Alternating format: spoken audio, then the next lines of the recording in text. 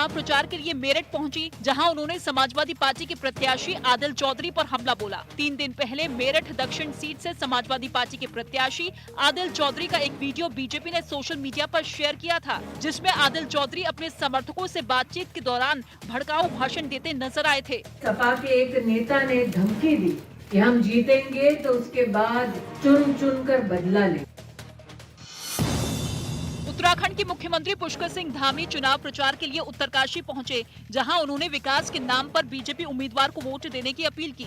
अब की बार 60 पार। बिहार के अररिया में 6 साल की मासूम बच्ची से दुष्कर्म के मामले में कार्यवाही करते हुए आरोपी को फास्ट ट्रैक कोर्ट के तहत 4 दिन के अंदर फांसी की सजा सुना दी। साथ ही पीड़िता को मुआवजे का ऐलान भी किया। आजीवन कठोर कारावास एवं 10,000 रुपए की जुर्माना की सजा सुनाया गया।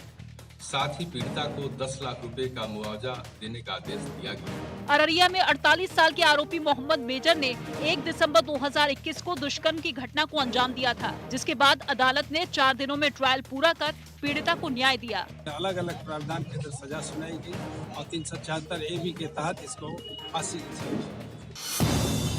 मशहूर शायर मुनव्वर राणा एक बार फिर अपने बयान की वजह से सुर्खियों में हैं। इस बार उन्होंने यूपी के मुख्यमंत्री योगी आदित्यनाथ पर बयान दिया, जिस पर सियासी घमासान मच गया। तो 5 साल में तो हम बच गए, लेकिन अगले 5 साल में अगर योगी जी आ जाएंगे तो हम जिंदा नहीं बचेंगे। वहीं उनके इस बयान पर राज्य की योगी आदित्यनाथ सरकार में मंत्री ब्रजेश पाठक ने कड़ी आपत्ति जताई। ये बिल्कुल गलत है, गैर जिम्मेदारा बयान है। लगातार इस प्रकार के उल्लू बयान देकर को मीडिया की सुर्खियां बटोरते हैं। सोमवार से शुरू हो रहे बजट सत्र के दौरान इस बार पहले 2 दिन दोनों सदनों में कोई शून्यकाल नहीं होगा। बजट पेश होने की वजह से ये फैसला लिया गया। 1 फरवरी को वित्त मंत्री निर्मला सीतारमण बजट पेश करेंगी। बीजेपी अध्यक्ष जेपी नड्डा ने यूपी के बरेली में पार्टी के समर्थन में डोर टू डोर कैंपेन किया। इससे पहले उन्होंने बड़ा बाग हनुमान मंदिर में पूजा की। प्रधानमंत्री मोदी सोमवार को यूपी विधानसभा चुनाव के लिए पहली वर्चुअल रैली करेंगे। खबर है कि पीएम की इस पहली रैली में पश्चिमी यूपी के 5 से 6 जिलों को कवर करने की योजना है। बीजेपी ने उत्तराखंड चुनाव के लिए अपने 30 स्टार प्रचारकों की एक सूची जारी कर दी। इसमें प्रधानमंत्री मोदी, अमित शाह और जेपी नड्डा के अलावा राजनाथ सिंह, नितिन गडकरी और योगी आदित्यनाथ का नाम भी शामिल है। मध्य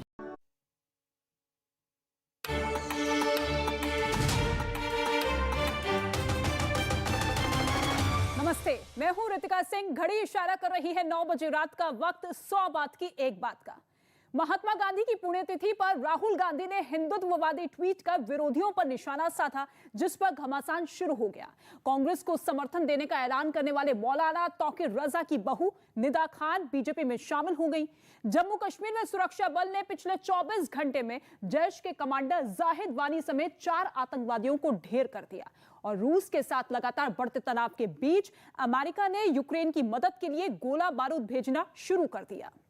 महात्मा गांधी की 74वीं पुण्यतिथि पर कांग्रेस नेता राहुल गांधी ने अपने एक ट्वीट में हिंदुत्ववादी का जिक्र किया और बिना नाम लिए उन्होंने विरोधियों पर हमला बोला, जिस पर घमासान शुरू हो गया।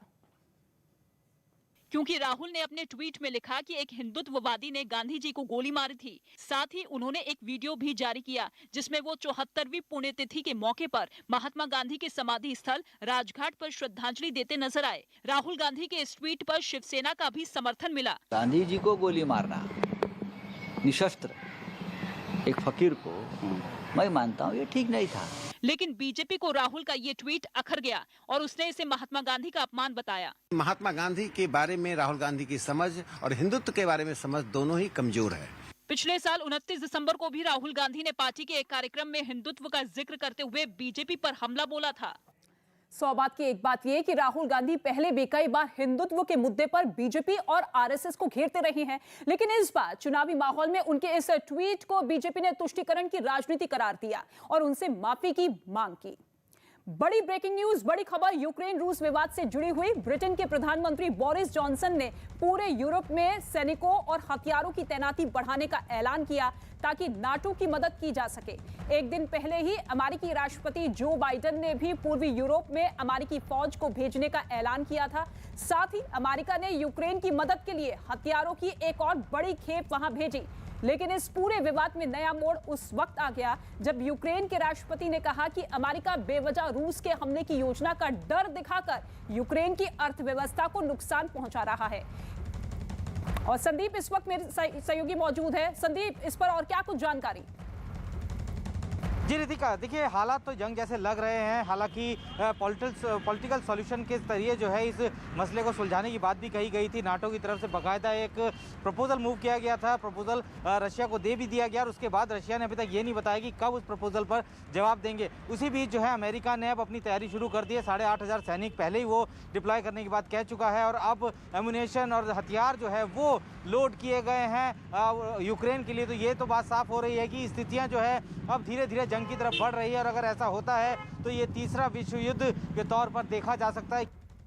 रूस के साथ लगातार बढ़ते तनाव के बीच अमेरिका ने यूक्रेन की मदद के लिए गोला बारूद की खेप भेजनी और तेज कर दी।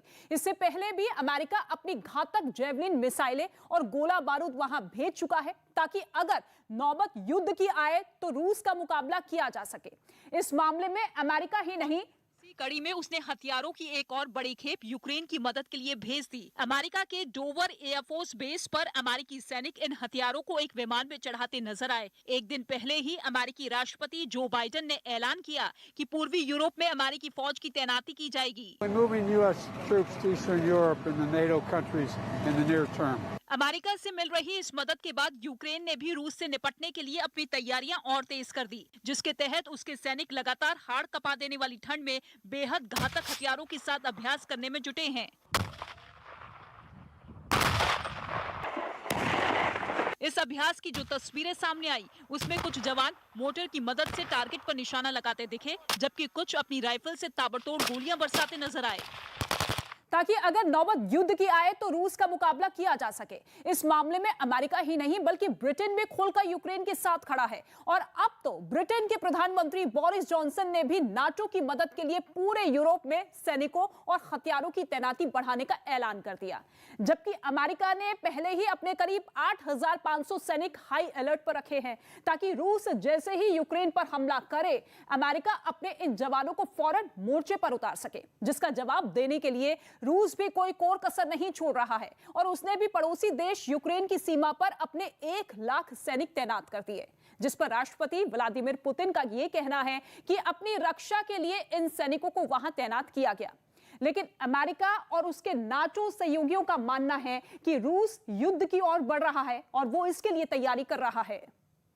असल में पुतिन ने पिछले महीने यूक्रेन विवाद को सुलझाने के लिए 29 देशों के साथ मिलिट्री अलायंस नाटो के सामने 2 अहम मांगे रखी थी, जिनमें पहली मांग ये थी कि यूक्रेन को नाटो में शामिल ना किया जाए, जबकि दूसरी ये कि नाटो पूर्वी यूरोप में अपनी सैनिक गतिविधियों पर रोक लगा दे। लेकिन अमेरिका और नाटो ने रूस की इन मांगों को ठुकरा दिया था, जिसके बाद से ही लगातार यूक्रेन और रूस के बीच तनाव बढ़ता जा रहा है। मगर इस मामले में नया मोड़ उस वक्त आ गया जब यूक्रेन के राष्ट्रपति ने अमेरिका को जमकर कोसा और यह कहा कि अमेरिका बेवजह रूस के हमले की योजना का डर दिखाकर यूक्रेन की अर्थव्यवस्था को नुकसान पहुंचा रहा है। और दोनों देशों के बीच जारी तनातनी तब और बढ़ गई जब रूस ने अपने सैन्य हवाई अड्डे पर फाइटर जेट मतलब लड़ाकू विमानों की तैनाती बढ़ा दी। अभी तक जिस लड़ाई में टैंक और तोप के जरिए दुश्मन को चेताया जा रहा था, उसमें अब रूस ने अपनी हवाई ताकत का प्रदर्शन कर यूक्रेन को सीधा संदेश दे दिया, जिसके लिए रूस ने अत्याधुनिक तकनीक से लैस अपने Su-30 SM-2 फाइटर जेट का एक दस्ता सीमा के करीब कमेमेन एयरबेस पर तैनात कर दिया। हवा में करतब दिखाते विमान जैसे ही रनवे पर उतरे, दुश्मन देश की धड़कनें तेज हो गईं। रूस की वायुसेना के अधिकारियों ने दावा किया कि जरूरत पड़ने पर इन विमानों की मदद जंग में ली जा सकती है और ये कितने ताकतवर है इस बात का अंदाजा तो पूरी तरह से अभी उन्हें भी नहीं है। हालांकि बताया यह गया है कि ये फाइटर जेट हवा में ही दुश्मन के लड़ाकू विमानों को चुटकी में ढेर करने का दम रखते हैं, जिसकी वजह से रूस ने इन्हें जंग के लिए मोर्चे पर भेजने का फैसला लिया। 100 बात की एक बात यह कि अमेरिका और उसके साथी देशों ने कुछ रोज पहले ही दावा किया था कि फरवरी के दूसरे या तीसरे हफ्ते में रूस यूक्रेन पर हमला कर सकता है और इसलिए उसने यूक्रेन की सीमा पर अपने 1 लाख सैनिक उतारे, जिसके बाद रूस को जवाब देने के लिए अमेरिका और ब्रिटेन ने भी यूरोप में अपने सैनिकों और हथियारों की तैनाती बढ़ाने का ऐलान कर दिया। मगर अब यूक्रेन के नए रुख से इस पूरे विवाद ने नया मोड़ ले लिया। जम्मू कश्मीर में सुरक्षा बल के जवानों ने 24 घंटे के अंदर 2 अलग-अलग इलाकों में जैश ए मोहम्मद के कमांडर जाहिद वानी समेत 5 आतंकवादियों को ढेर कर दिया। इनमें एक ऑपरेशन बड़गाम और दूसरा पुलवामा में हुआ, जहां 4 आतंकियों को सुरक्षा बल के जवानों ने मौत की नींद सुला दिया, जिनमें आतंकी संगठन जैश ए मोहम्मद का कमांडर जाहिद वानी भी शामिल था। 2017 के बाद हुए कई आतंकी हमलों में शामिल होने की वजह से सुरक्षा बल को जाहिद की तलाश थी, जिसकी खबर मिलते ही बख्तरबंद गाड़ियों से पहुंचे जवानों ने पुलवामा के पास मौजूद उस इलाके को घेर लिया, जहां आतंकियों के छिपे होने की खुफिया जानकारी मिली थी। खतरा करीब देखते ही आतंकियों ने फायरिंग शुरू की और उसी के जवाब में जवानों ने गोलियां चलाई। लंबे वक्त तक चली मुठभेड़ के बाद जाहिद समेत वहां मौजूद कुल 4 आतंकियों को ढेर कर दिया गया। साथ ही उनके पास से बड़ी मात्रा में हथियार बरामद किए गए, जिनमें अमेरिका में बनी M4 राइफल समेत बहुत सारा गोला बारूद भी मिला। समीर डार के मरने के बाद यह डिस्ट्रिक्ट कमांडर था, इनफैक्ट कि जेएस का चीफ था पूरे वैली का। इसके साथ ही बड़गाम इलाके में भी सेना की एक आतंकी के साथ मुठभेड़ हुई, जिनमें लश्कर-ए-तैयबा से जुड़े एक आतंकी को ढेर कर दिया गया। इसके बाद वहां चप्पे चप्पे की तलाशी लेने के लिए जवान तैनात कर दिए गए। 100 बात की एक बात यह कि कश्मीर में हुई मुठभेड़ में जाहिद वानी का मारा जाना सुरक्षा बल के लिए बड़ी कामयाबी माना जा रहा है। जैश ए मोहम्मद का कमांडर होने की वजह से सुरक्षा बल को लंबे वक्त से उसकी तलाश थी। साथ ही उसके ऊपर घाटी में लड़कों को आतंक से जोड़ने का आरोप भी था, जिसकी वजह से उसका मारा जाना जम्मू कश्मीर के लिए बड़ी राहत माना जा रहा है। दिल्ली के पास उत्तर प्रदेश के नोएडा से हैरान करने वाली तस्वीरें सामने आई। वहां बख्तावरपुर में एसपी और आरएलडी गठबंधन के उम्मीदवार सुनील चौधरी पर नोटों की बारिश की गई। सुनील चौधरी वहां विधानसभा चुनाव के लिए प्रचार करने पहुंचे थे और उनके वहां पहुंचते ही घर की पहली मंजिल पर खड़े एक आदमी ने उन पर नोट उड़ाने शुरू कर दिए। जैसे ही लोगों ने नोट उड़ते देखे, सब तालियां बजाने लगे। खुद सुनील चौधरी भी ये देखकर हैरान हो गए और उन्होंने नोट उड़ाने वाले शख्स का हाथ हिलाकर शुक्रिया भी अदा किया। इस दौरान उनके साथ कई समर्थक भी नजर आए, जिनमें किसी एक ने ये वीडियो बनाकर सोशल मीडिया पर वायरल कर दिया। पश्चिमी उत्तर प्रदेश में कांग्रेस ने अपनी पूरी ताकत झोंक दी। पश्चिमी उत्तर प्रदेश में कांग्रेस ने अपनी पूरी ताकत झोंक दी। यूपी में कांग्रेस के चुनाव प्रभारी और छत्तीसगढ़ के मुख्यमंत्री भूपेश बघेल ने मेरठ के हस्तिनापुर में डोर टू डोर कैंपेन किया।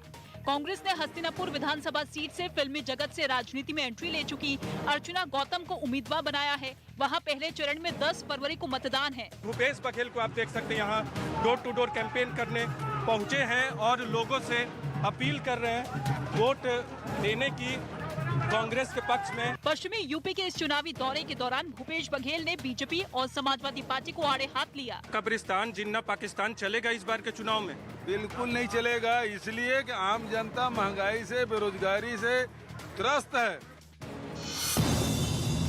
बीजेपी ने यूपी विधानसभा चुनाव प्रचार के लिए एक नया वीडियो जारी किया। छाती में तुम बटे तो लुट जाएगा विकास का डोला।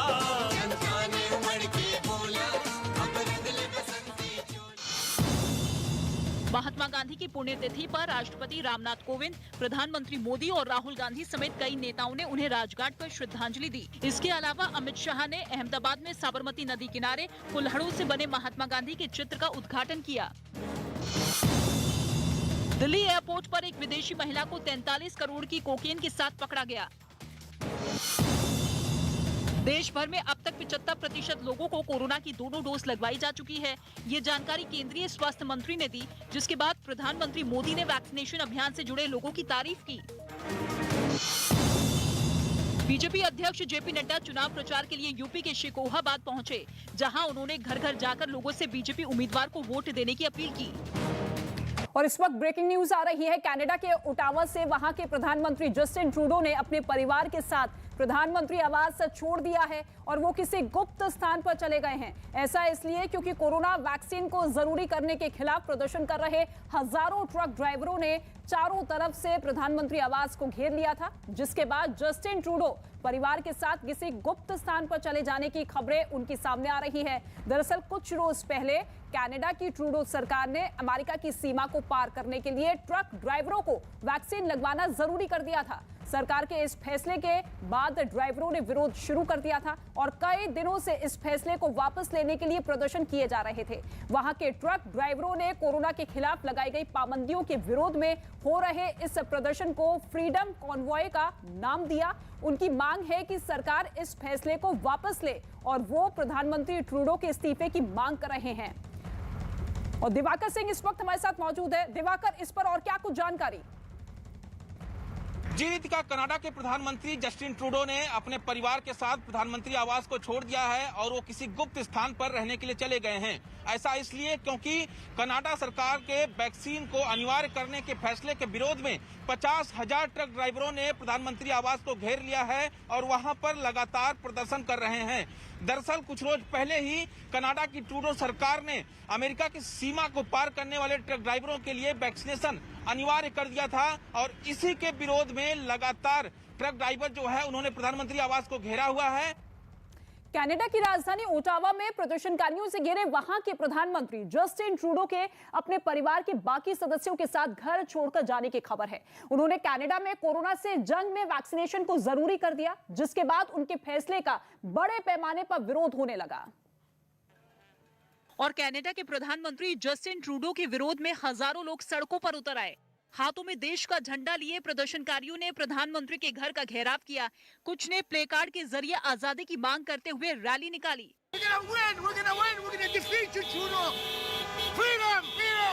बताया गया कि 20,000 से ज्यादा ट्रक ड्राइवर भी इस विरोध प्रदर्शन का हिस्सा बने, जिनमें कुछ ने प्रधानमंत्री के घर के आसपास और नेशनल वॉर मेमोरियल के ग्राउंड में अपने ट्रक और कारें पार्क कर दी, जिन्हें पुलिस वालों ने वहां से हटाने को कहा। विरोध की यह आग वहां की ट्रूडो सरकार के उस फैसले के बाद भड़की, जिसमें उसने ट्रक ड्राइवरों के लिए अमेरिका की सीमा को पार के लिए कोरोना के टीके की एक डोज लगवाना जरूरी कर दिया था, जिसका विरोध इन ट्रक ड्राइवरों ने वहां की संसद पार्लियामेंट हिल के बाहर लगातार हॉर्न बजाकर किया।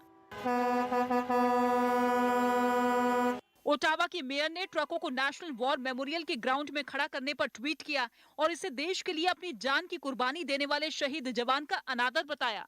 लेकिन इन ट्रक ड्राइवरों के समर्थन में बड़ी संख्या में लोग एक हाईवे के ओवरपास पर जुट गए। उन्होंने हाथ हिलाकर वहां से गुजर रहे ट्रक ड्राइवरों का हौसला बढ़ाया। ट्रकों का ये काफिला प्रधानमंत्री जस्टिन ट्रूडो के घर की तरफ बढ़ रहा था। 100 बात की एक बात यह कि सैकड़ों प्रदर्शनकारियों के संसदीय परिसर के आसपास हिंसा भड़काने की आशंका है, जिसे लेकर पुलिस हाई अलर्ट पर है। बताया गया है कि वहां हालात ऐसे बन गए हैं कि ओटावा जाने वाले रास्ते पर ट्रकों की करीब 70 किलोमीटर लंबी कतार लग गई है, जिसकी वजह से वहां से दूसरे लोगों को आने जाने में दिक्कतों का सामना करना पड़ रहा है। उत्तर प्रदेश के शाहजहांपुर में कलेक्ट्रेट में उस वक्त हंगामा खड़ा हो गया जब शाहजहांपुर विधानसभा सीट से पर्चा दाखिल या पर्चा खारिज होने पर एक निर्दलीय उम्मीदवार रो पड़े। वैद्यराज किशन नाम के इस प्रत्याशी ने इस महीने की 25 तारीख को नामांकन दाखिल किया था, जिनका पर्चा जांच में खारिज कर दिया गया, जिसके बाद वो खुद पर काबू नहीं रख पाए और कलेक्ट्रेट में ही फूट-फूट कर रोने लगे। मैं मर जाऊंगा साहब, मैं नहीं बचूंगा। काफी देर तक वो ये मानने को ही तैयार नहीं हुए कि उनका नामांकन रद्द कर दिया गया। हम रिसीव नहीं करेंगे, हम रिसीव नहीं करेंगे, हम मौत रिसीव करेगी मेरी। वैद्यराज किशन के जोर जोर से रोने की आवाज सुनकर वहां भीड़ इकट्ठा हो गई और लोग ये सब देखते रह गए। यह हंगामा उस समय बढ़ता चला गया जब उन्होंने शाहजहांपुर विधानसभा सीट से बीजेपी उम्मीदवार सुरेश खन्ना के इशारे पर उनका नामांकन रद्द होने का आरोप लगा दिया, जिसके लिए उन्होंने रो रो कर कलेक्ट्रेट में मौजूद कर्मचारियों से लेकर अधिकारियों को भी कसूरवार ठहरा दिया। 11 बजे बुलाया, चपरासी रोक लिया और कह रहे 11 बजे तुम आए नहीं। वैद्यराज किशन का आरोप है कि कलेक्ट्रेट में उनके समय पर पहुंचने के बाद भी उन्हें पर्चे की खामियों को सुधारने का मौका नहीं दिया गया। 2 घंटे तक प्रत्याशियों को फंसाए रहते हैं। इससे पहले शाहजहांपुर में 8 बार से लगातार विधायक रहे सुरेश खन्ना को टक्कर देने के लिए वैद्यराज किशन पीपीई किट पहनकर नामांकन दाखिल करने पहुंचे थे। 100 बात की एक बात यह कि संयुक्त विकास पार्टी के उम्मीदवार वैद्यराज किशन का पर्चा जैसे ही जांच में रद्द हुआ, उनके आंसू छलक गए। वो अब तक 19 बार चुनाव लड़ चुके हैं, जिनमें एक भी बार उन्हें जीत नहीं मिली। 1974 में उन्होंने नगर पालिका सदस्य का चुनाव लड़ा था। वैद्यराज किशन हर चुनाव में अनोखे अंदाज में नामांकन दाखिल करने के लिए भी जाने जाते हैं। राष्ट्रीय महिला आयोग के स्थापना दिवस पर पीएम मोदी महिलाओं से संवाद करेंगे। प्रधानमंत्री मोदी राष्ट्रीय महिला आयोग के स्थापना दिवस पर शाम को महिलाओं से ऑनलाइन बातचीत करेंगे। इस कार्यक्रम का नाम शी द चेंज मेकर रखा गया है। बीजेपी ने मणिपुर विधानसभा की सभी 60 सीटों पर चुनाव लड़ने का ऐलान किया। इसके लिए अपने उम्मीदवारों की सूची जारी कर दी। मणिपुर में 2 चरण में 27 फरवरी और 3 मार्च को वोट डाले जाएंगे। प्रधानमंत्री नरेंद्र मोदी ने मन की बात कार्यक्रम में महात्मा गांधी की पुण्यतिथि पर उन्हें नमन किया। इस दौरान उन्होंने कहा कि भ्रष्टाचार किसी भी देश को खोखला कर सकता है। कर्तव्य निभाने का एहसास होता है, कर्तव्य सर्वोपरि होता है, वहाँ भ्रष्टाचार फटक भी नहीं सकता। गुजरात एटीएस ने धंधुका हत्याकांड मामले में दिल्ली से कमरगनी उस्मानी नाम के एक मौलवी को पकड़ा। धंधुका में कुछ दिन पहले किशन भरवाड़ नाम के एक आदमी की हत्या कर दी गई थी। बताया गया कि हत्या से कुछ रोज पहले ही उसने सोशल मीडिया पर एक पोस्ट डाला था, जिस पर कुछ लोगों ने आपत्ति जताई थी, जिसके बाद किशन ने माफी मांगते हुए उस पोस्ट को हटा दिया था। इस मामले में अब तक 4 लोगों को गिरफ्तार किया जा चुका है। कांग्रेस ने उत्तर प्रदेश विधानसभा चुनाव के लिए 61 उम्मीदवारों की चौथी लिस्ट जारी कर दी। इस सूची में 24 महिलाएं शामिल हैं। उत्तराखंड की लालकुआं सीट से कांग्रेस प्रत्याशी और राज्य के पूर्व मुख्यमंत्री हरीश रावत प्रचार के दौरान कबड्डी के मैदान में उतर गए। दरअसल वो लालकुआं में अपने प्रचार अभियान के तहत लोगों से मिल रहे थे और इसी दौरान वो वहां एक स्कूल में जा पहुंचे, जहां मौका था कबड्डी कंपटीशन के शुभारंभ का। वहां पहुंचने के बाद हरीश रावत खुद को कबड्डी के मैदान में उतरने से रोक नहीं पाए। उन्होंने बकायदा खिलाड़ियों की तरह अपना हाथ आगे फैलाया और विरोधियों को पस्त करने के इरादे से उनके खेमे में दाखिल हुए। जैसे ही रावत ने कबड्डी कबड्डी कहते हुए एंट्री ली, वहां तालियां बजने लगी। पूर्व मुख्यमंत्री के इस आक्रामक अंदाज को देखकर सामने वाले खिलाड़ी भी घबरा गए और उन्हें पीछे हटना पड़ा। इसके बाद उन्होंने अपना खेल रोककर खिलाड़ियों और वहां मौजूद लोगों को नमस्कार किया और फिर प्रचार के लिए आगे निकल पड़े। 100 बात की एक बात यह कि हरीश रावत का ये वीडियो लालकुआं विधानसभा से सामने आया, जहां से वो उत्तराखंड चुनाव में ताल ठोक रहे हैं। दरअसल वो वहां हरीश पवार मेमोरियल स्कूल में कबड्डी प्रतियोगिता का उद्घाटन करने पहुंचे थे, जिसकी जानकारी उन्होंने अपने ट्विटर हैंडल से इस वीडियो के साथ दी। उत्तर प्रदेश के बुलंदशहर में चुनाव प्रचार के लिए पहुंचे मुख्यमंत्री योगी आदित्यनाथ ने समाजवादी पार्टी, कांग्रेस और बीएसपी तीनों पर एक साथ हमला बोला। कांग्रेस हो, सपा हो, बसपा हो, तीनों एकजुट हैं। कब? तीनों एकजुट होकर के कार्य करते हैं तब जब गरीब के हक पर डकैती डालनी हो। यूपी विधानसभा चुनाव में कांग्रेस को समर्थन देने का ऐलान करने वाले मौलाना तौकीर रजा की बहू निदा खान ने बीजेपी का दामन थाम लिया। तौकीर रजा पर कई गंभीर आरोप लगाने के बाद निदा खान चर्चा में आई थी और अब वो यूपी चुनाव से ठीक पहले बीजेपी में शामिल हो गईं। लखनऊ के बीजेपी दफ्तर में पार्टी के नेताओं ने उन्हें सदस्यता दिलाई, जिसके बाद उन्हें अंग वस्त्र पहनाकर और फूलों का गुलदस्ता देकर उनका स्वागत किया गया। न्यूज 18 से बातचीत में निदा खान ने बीजेपी में शामिल होने की वजह बताई। भाजपा ने महिलाओं का साथ दिया और उन लोगों का साथ दिया जो उसका समर्थन कर रहे थे और इस बात को समझा कि 3 तलाक का कानून लाना कितना ज्यादा जरूरी है। निदा खान के अलावा समाजवादी पार्टी, कांग्रेस और बीएसपी के भी कुछ नेताओं ने बीजेपी का दामन थामा, जिनमें लंबे वक्त तक मायावती के साथ रहे गंगाराम अंबेडकर भी शामिल हैं। 100 बात की एक बात यह कि कांग्रेस को समर्थन देने का ऐलान कर चुके तौकीर रजा के विवादास्पद बयानों पर अभी बवाल थमा भी नहीं था कि उनकी बहू ने बीजेपी का दामन थामकर उन्हें प्रदेश का चुनावी पारा और चढ़ा दिया। निदा खान के साथ 21 लोग बीजेपी में शामिल हुए, जिनमें कांग्रेस, समाजवादी पार्टी और बीएसपी के नेता शामिल हैं। बीजेपी नेता अपर्णा यादव ने लखनऊ में एक प्रेस कॉन्फ्रेंस के दौरान कांग्रेस नेता प्रियंका गांधी पर हमला बोला और पंजाब में महिलाओं की अनदेखी का आरोप लगाया। एक टिकट नहीं दी गई तो क्या सिर्फ चुनावी, क्योंकि यहाँ पर संग्राम है इसलिए कांग्रेस को ये याद आ रहा है कि यहाँ पर लड़की हूं, लड़ सकती हूं। बुलंदशहर में सीएम योगी आदित्यनाथ ने चुनाव प्रचार के दौरान विपक्ष पर जोरदार हमला बोला। मुख्यमंत्री योगी आदित्यनाथ ने यूपी के बुलंदशहर में पार्टी उम्मीदवार के लिए वोट मांगे। इस दौरान उन्होंने कांग्रेस, समाजवादी पार्टी और बीएसपी पर जोरदार हमला बोला। कोई आपदा आती है तब उनको भारत याद नहीं आता, भारत के नागरिक याद नहीं आते, तब उनको इटली में नानी याद आती है। जयपुर में एक तेल फैक्ट्री में आग लग गई, जिसमें 3 बच्चों समेत 4 लोगों की झुलसकर मौत हो गई। प्रधानमंत्री मोदी ने गांधी स्मृति पर आयोजित कार्यक्रम सर्वधर्म प्रार्थना में महात्मा गांधी को मौन श्रद्धांजलि दी। कांग्रेस ने पंजाब विधानसभा चुनाव के लिए तीसरी लिस्ट जारी की। इस लिस्ट में मुख्यमंत्री चरणजीत सिंह चन्नी का नाम भी है। पार्टी ने उन्हें चमकौर साहिब के अलावा भादौर सीट से भी मैदान में उतारा है। बीजेपी के स्टार प्रचारक हेमा मालिनी ने मथुरा के गोवर्धन इलाके में डोर टू डोर कैंपेन किया। गोवर्धन सीट से मेघश्याम सिंह बीजेपी के उम्मीदवार हैं। मेघश्याम जी भी बहुत अच्छे व्यक्ति हैं और बहुत बढ़िया काम किया है हमारे साथ जुड़कर। उत्तर प्रदेश के लखीमपुर खीरी में समाजवादी पार्टी के प्रत्याशी विनय तिवारी का पुलिस वाले को धमकाते हुए एक वीडियो वायरल हो गया। बताया गया है कि वो चुनाव आचार संहिता लागू होने के बावजूद अपने समर्थकों के साथ मंदिर पहुंचे थे। जिन्हें पुलिस वाले ने रोकने की कोशिश की तो वो भड़क उठे और उन्होंने अपने रुतबे का जोर दिखाते हुए पुलिस वाले को ही धमकाना शुरू कर दिया। और आप भी आता है।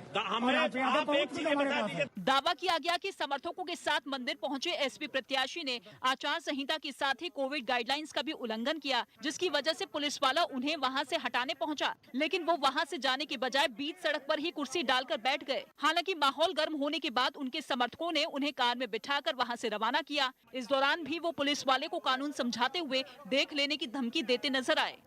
सौभाग्य की एक बात यह कि जिस समाजवादी पार्टी प्रत्याशी का पुलिस को धमकाने का वीडियो लखीमपुर खीरी में वायरल हुआ है, वो गोला विधानसभा से चुनावी मैदान में है, जिन पर आचार संहिता लागू होने के बावजूद भीड़ जुटाने और समर्थकों के साथ कोविड गाइडलाइंस का उल्लंघन करने का मामला दर्ज कर लिया गया। इस मामले में उनके साथ करीब 100 लोगों के खिलाफ एफआईआर दर्ज की गई। केंद्रीय राज्य मंत्री अश्विनी चौबे ने मुनव्वर राणा के पलायन पर दिए बयान पर पलटवार किया है। मुनव्वर राणा ने एक रोज पहले ही इस मुद्दे पर मुख्यमंत्री योगी आदित्यनाथ पर निशाना साधा था।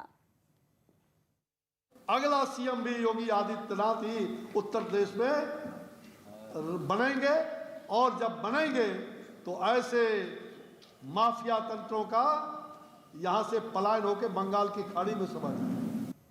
अमेरिका के शिकागो से एक हैरान करने वाली तस्वीर सामने आई है। वहां ओहेयर एयरपोर्ट पर ताइवान का एक कार्गो प्लेन यात्रियों के सामान को रौंदता हुआ दिखाई दिया। इसका एक सीसीटीवी वीडियो एयरपोर्ट में लगे कैमरे में कैद हो गया, जिसमें बड़ा सा कार्गो विमान बर्फ से पटे एयरपोर्ट के रनवे पर आगे बढ़ता दिखा। वहां लोहे के कंटेनर में यात्रियों का सामान मौजूद था, जिनमें कुछ को उसने धक्का मारा तो कुछ के ऊपर से गुजरता चला गया। एक झटके में उसने कम से कम 4 से 5 लोहे के कंटेनर कुचल दिए। इस दौरान वहां कुछ कर्मचारी भी मौजूद थे, जिन्होंने इसे देखते ही अपनी गाड़ी पीछे कर ली ताकि इस हादसे में उन्हें नुकसान ना हो पाए।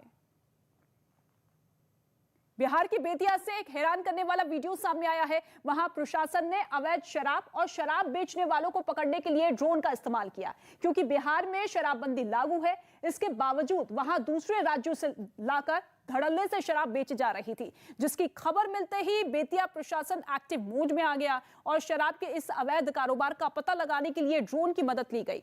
ड्रोन में लगे कैमरों की मदद से पहले तो उन इलाकों की खोज की गई जहां अवैध तरीके से शराब बेची जा रही थी। उसके बाद पुलिस की एक टीम ने छापा मारकर शराब की कई बोतलें जब्त कर ली। इसके अलावा इस अवैध कारोबार से जुड़े 2 लोगों को भी गिरफ्तार कर लिया गया। पंजाब में सरकार बनने पर आम आदमी पार्टी दफ्तरों में डॉक्टर अंबेडकर और भगत सिंह की तस्वीर लगाएगी। आम आदमी पार्टी के संयोजक अरविंद केजरीवाल पंजाब के अमृतसर पहुंचे, जहां उन्होंने ऐलान किया कि अगर राज्य में उनकी पार्टी की सरकार बनती है तो सभी सरकारी दफ्तरों में बाबा साहेब अम्बेडकर और भगत सिंह की तस्वीर लगाई जाएगी। पंजाब में सरकार बनने के बाद बाबा साहब अम्बेडकर और शहीद आजम भगत सिंह की तस्वीर पंजाब सरकार के हर दफ्तर के अंदर लगाई जाएगी। महाराष्ट्र कांग्रेस के अध्यक्ष नाना पटोले ने महात्मा गांधी की हत्या पर बनी film why I killed Gandhi पर रोक लगाने की मांग की। इसके लिए उन्होंने प्रधानमंत्री मोदी और मुख्यमंत्री उद्धव ठाकरे को चिट्ठी भी लिखी। ने मुख्यमंत्री और देश के प्रधानमंत्री को भी खत लिखा था कि इसके कोई भी पिक्चर रिलीज नहीं होना चाहिए। पश्चिम बंगाल के उत्तर 24 परगना में एक टीएमसी नेता की गोली मारकर हत्या कर दी गई। टीएमसी ने बीजेपी पर हत्या की साजिश का आरोप लगाया। झारखंड के हजारीबाग में पुलिस ने 15-15 किलोग्राम के 2 बमों को नष्ट कर दिया। बताया गया कि नक्सलियों ने सुरक्षा बल को नुकसान पहुंचाने के लिए इन बमों को जंगल के रास्ते पर बिछाया था। अभिनेत्री काजोल की कोरोना रिपोर्ट पॉजिटिव आई। मध्य प्रदेश के शहडोल में सरकारी जमीन पर अवैध कब्जा कर बनाए गए 2 मकानों को प्रशासन की टीम ने जमींदोज कर दिया। यह कार्रवाई एंटी माफिया अभियान के तहत की गई और 2 अलग-अलग इलाकों में 2 बदमाशों के अवैध अतिक्रमण को ध्वस्त कर दिया गया। इस कार्रवाई के लिए प्रशासन की टीम भारी पुलिस बल के साथ वहां पहुंची और खुदाई करने वाली 2 मशीनों की मदद से अवैध तरीके से बनाए गए मकानों को तोड़ने का काम शुरू किया गया। दोनों अतिक्रमण हटाकर लगभग 1 करोड़ रुपए की शासकीय भूमि को अतिक्रमण से मुक्त कराया गया। इस कार्रवाई का कुछ लोगों ने विरोध भी किया, लेकिन पुलिस के सामने उनकी एक नहीं चली और दोनों अवैध मकान कुछ ही देर में मलबे में तब्दील हो गए। 100 बात की एक बात यह कि जिन अवैध कब्जों को तोड़ा गया उनमें एक की कीमत करीब 70 लाख रुपए आंकी गई। बताया यह गया है कि पप्पू टोपी नाम के जिस बदमाश ने इस सरकारी जमीन पर कब्जा किया था उसके खिलाफ कई मामले दर्ज हैं और हाल ही में पुलिस ने उस पर 10,000 रुपए के इनाम का ऐलान भी किया था। मध्य प्रदेश के दमोह से चौंकाने वाली कुछ तस्वीरें सामने आई। वहां 23 साल के एक लड़के ने बस के नीचे आकर खुदकुशी की कोशिश की, जिसका वीडियो पास में लगे सीसीटीवी कैमरे में कैद हो गया, जिसमें साफ दिखा कि एक बस सड़क से गुजर रही थी, तभी उसके नीचे आकर एक लड़का लेट गया, जिसके ऊपर से बस का पिछला पहिया गुजर गया। ये देखकर कुछ लोग बस से नीचे उतर आए और उस लड़के को बस के नीचे से बाहर की तरफ खींचा। बताया गया कि इस घटना में उस लड़के को मामूली चोटें आई, जिसे वहां से इलाज के लिए जिला अस्पताल में भर्ती करवा दिया गया। उत्तर प्रदेश के हरदोई से डराने वाली तस्वीरें सामने आई। वहां ब्रेड बनाने वाली एक फैक्ट्री में शॉर्ट सर्किट की वजह से आग लग गई, जिसके बाद उसने फैक्ट्री में मौजूद डीजल की केन को अपने आगोश में ले लिया, जिससे वहां जबरदस्त धमाके के साथ आग की कई मीटर ऊंची लपटें उठती दिखाई दी। कुछ ही मिनट के अंदर पूरी की पूरी फैक्ट्री आग में घिर गई। खतरा तब और बढ़ गया जब पता लगा कि उसके अंदर कुछ मजदूर भी मौजूद थे। हालांकि दमकल विभाग ने वक्त रहते मोर्चा संभाल लिया। 2-4 आदमी फंसे हुए थे, उनको बाहर निकाला और बाहर निकाल कर आग बुझाना शुरू किया, तो आग को कंट्रोल कर लिया। आग से घिरी फैक्ट्री पर फौरन पानी की बौछार शुरू कर दी गई, जिसके लिए दमकल की 2 गाड़ियों को तैनात किया गया। इस दौरान उससे निकलने वाले धुएं ने फैक्ट्री के ऊपर मानो पूरे आसमान पर कब्जा जमा लिया, जिसकी वजह से काफी देर बाद तक भी लोगों को सांस लेने में तकलीफ का सामना करना पड़ा। फैक्ट्री के मालिक ने आशंका जताई कि इस हादसे में उसे कम से कम 15 लाख रुपए का नुकसान उठाना पड़ा। 100 बात की एक बात यह कि हरदोई में जहां यह हादसा हुआ वो इंडस्ट्रियल एरिया था, जहां बिजली की हाई वोल्टेज तार मौजूद थे। इन्हीं में से एक तार में स्पार्क होने की वजह से आग लगने की आशंका जताई गई, जिसने फैक्ट्री में जनरेटर को चलाने के लिए रखे गए डीजल की वजह से भयानक रूप ले लिया। हरियाणा के मुख्यमंत्री मनोहर लाल खट्टर एक्शन मोड में दिखाई दिए। उन्होंने देर रात गुरुग्राम में नगर निगम और विकास प्राधिकरण के दफ्तर का औचक निरीक्षण किया, जिसके लिए पहले वो नगर निगम के दफ्तर पहुंचे और अधिकारियों से सड़कों की सफाई पर लगी मशीनों के बारे में जानकारी तलब की, जिसका सही जवाब नहीं मिलने पर उन्होंने दफ्तर में ड्यूटी पर मौजूद कर्मचारियों के बारे में पूछा। और जब अधिकारी दफ्तर में मौजूद कर्मचारियों के बारे में सही जानकारी नहीं दे पाए तो सीएम ने नगर निगम के कमिश्नर से फोन पर बात कर नाराजगी जाहिर की। डीएमसी साथ है और इनको भी नहीं पता कि यहाँ किसकी ड्यूटी होनी चाहिए। इस पर भी जब सही जानकारी नहीं मिल पाई तो उन्होंने अपने साथ आई टीम से हाजिरी रजिस्टर मंगवा लिया। इसके बाद सीएम खट्टर गुरुग्राम महानगर विकास प्राधिकरण के दफ्तर पहुंचे और वहां मौजूद कर्मचारियों से उनके काम की जानकारी ली।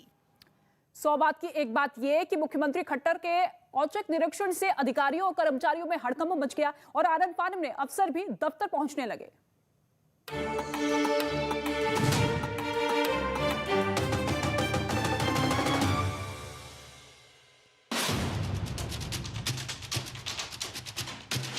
देखिए, इस जंगल में घूमते हुए मुझे 1 से 1.5 घंटा बीत चुका है, लेकिन अभी तक वो कांवड़िया पहाड़, वो 8वां अजूबा दुनिया का दिखाई नहीं दिया है।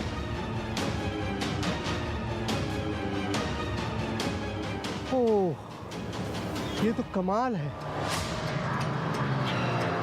हर खांचे में सांप होने का खतरा है।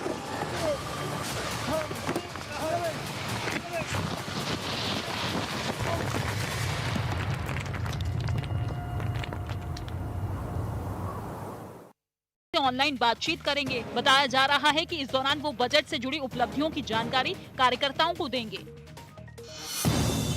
अलवर में हुए कथित रेप मामले में हर दिन एक नया मोड़ देखने को मिल रहा है। दरअसल अलवर पुलिस ने इसमें रेप होने की बात को नकार दिया था, जिसके बाद बीजेपी ने आरोप लगाया कि शुरुआती जांच में ही लड़की के कपड़ों पर सीमन मिलने के बावजूद राजस्थान सरकार इसे झुठलाने की कोशिश कर रही है, जिससे कांग्रेस को यूपी समेत बाकी राज्यों के चुनाव में नुकसान न उठाना पड़े। एफएसएल की रिपोर्ट आ गई और उस पर सीमन के बारे में एफएसएल ने अपनी सहमति सीमन के बारे में दे दी। अब उसको दबाने का प्रयास कर रही है। बीजेपी के इस आरोप पर कांग्रेस सरकार में मंत्री महेश जोशी कोई बयान देने से बचते नजर आए। उन्होंने दावा किया कि मामले की जांच पहले ही सीबीआई को सौंपी जा चुकी है। हालांकि अभी सीबीआई ने इस पर मामला दर्ज नहीं किया। जांच चल रही है। मैं ये कह सकता हूँ कि वो उस मामले में दूध का दूध और पानी का पानी होगा, जो सच्चाई वो सामने आएगी।